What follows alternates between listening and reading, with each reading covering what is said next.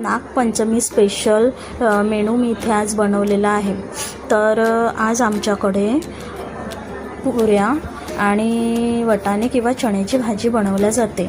तर मी इथे गव्हाचं पीठ घेतलेलं आहे, त्यामध्ये थोडंसं तेल आणि मीठ टाकून छान असा कणकेचा गोळा तयार करून घेते।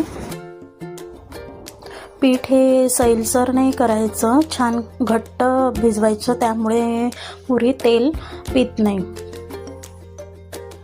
इथे मी कणिक मळून घेतलेली आहे। थोड्या वेळ आपल्याला असंच ठेवायचं आहे, 15 मिनटं। त्यानंतर आपण वाटाण्याची भाजी बनवून घेऊया। मी इथे एका कुकर घेतलेला आहे, त्यामध्ये तेल घालते। मी आज कुकरमध्येच घालते आणि एक बारीक चिरलेला कांदा, थोडी कोथिंबीर घालून छान मिक्स करून घेते।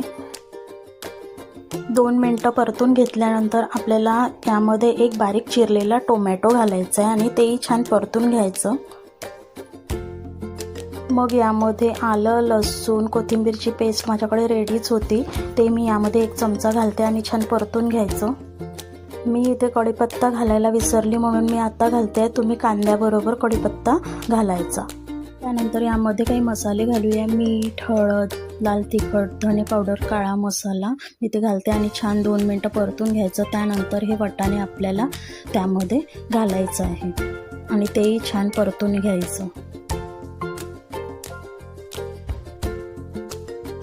2 मिनटं छान परतून घेतल्यानंतर त्याला 5 मिनटं झाकून कमी आचेवर होऊ द्यायचं। त्यानंतर मग आपण यामध्ये अर्धा ग्लास पाणी घालूया। मी आज हे सुके बनवत आहे, तुम्ही यामध्ये थोडं जास्त पाणी पण घालू शकता।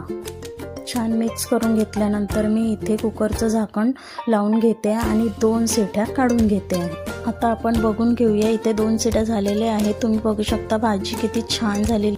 आता इथे पुऱ्या तळून घेऊया। तर कणकेमध्ये 1 चमचा तेल घालून छान कणिक मळून घेऊया। तुम्ही बघू शकता कणिक किती सॉफ्ट झालेली आहे आणि बेलायसाठी मी थोडंसं गव्हाचं पीठ घेतलेलं। छोटे छोटे गोळे करून घेऊया। आता आपण इथे पुऱ्या बेलायला सुरुवात करूया। तर अर्ध्या पुऱ्या मी इथे बेलून घेते आहे आणि नंतर मग आपण तेलात एका दमाने तळून घेऊया। मी एका साईडला तेल गरम करायला ठेवलेलं आहे। इथे आपलं तेल गरम झालेलं आहे, तर सगळ्या पुऱ्या एकेकाने आपण तळून घेऊया।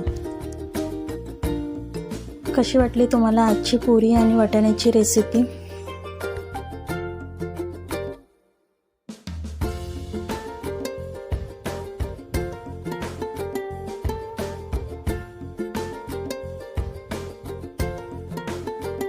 इथे आपल्या सगळ्या पुऱ्या तळून झालेल्या आहेत।